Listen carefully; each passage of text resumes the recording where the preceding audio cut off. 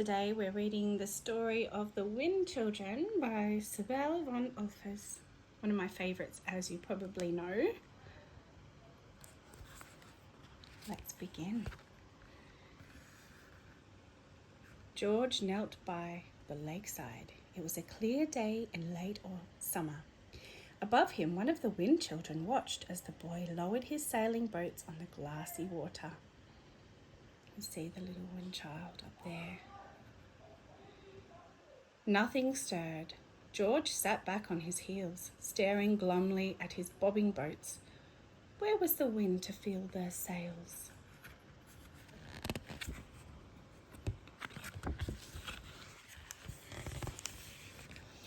Well, this is no good, said Willow, the wind sprite, jumping down. Let's see what we can do. Cupping her hands together, Willow blew at George's boats. A few leaves floated gently off the tree. She blew again. This time a lively blast tugged at the sails and the boats were off, racing each other across the blue. George beamed in delight.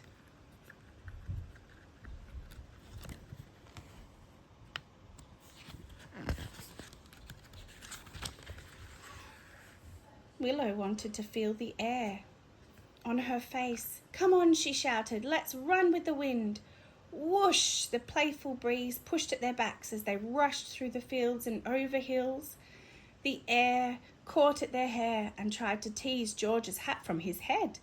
Fairy clocks exploded into the current, drifting around them like snowflakes.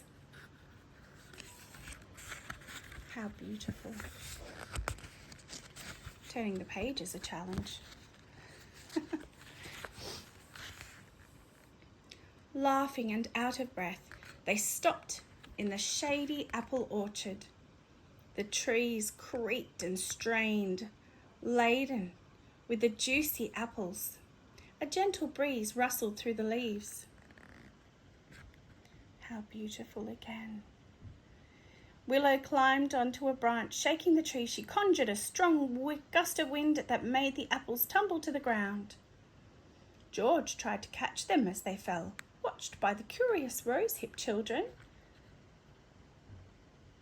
Oh, they're so cute. Gorgeous pictures. The rose-hip children came out of the shade and collected the fallen fruit in their baskets. Take some, they urged, and they tipped the juiciest apples into George's upturned sweater. Have you ever collected things in your upturned clothes? I certainly have. They were delicious, but Willow was tugging at George's arm, impatient to be on the move again.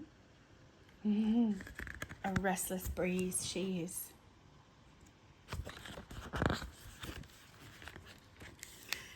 Downwind, the leaf children were playing, whirling like dervishes on the storm. They swirled and drifted. George and Willow laughed and tried to catch them as they hovered and somersaulted on the breeze.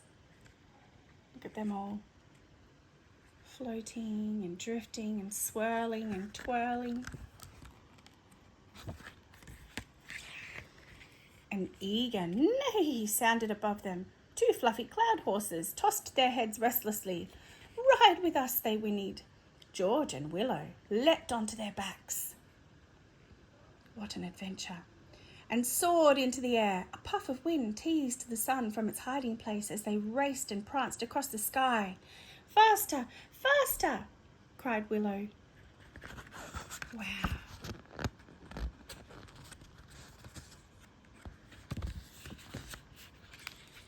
All too soon the race was over.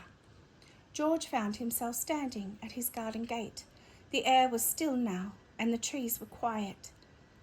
Let's play again tomorrow, said Willow in farewell.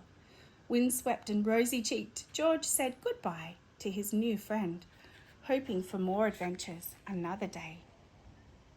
And there are the two friends. And what a story. And what beautiful artwork. Thanks for reading with me. And what a great story.